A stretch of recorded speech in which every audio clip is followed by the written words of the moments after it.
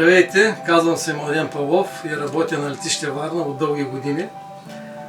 Работа ми е свързана с управлението на голям брой самолетообслужваща техника, както и снегопочистваща, така и превоз на пътници. На летище Варна работата е много динамична, интензивна и супер отговорна. Работим на смени, което лично мене ме удовлетворява. Обслужваме пътници, чистим писти. Всичко на летище Варна е сравнително добре.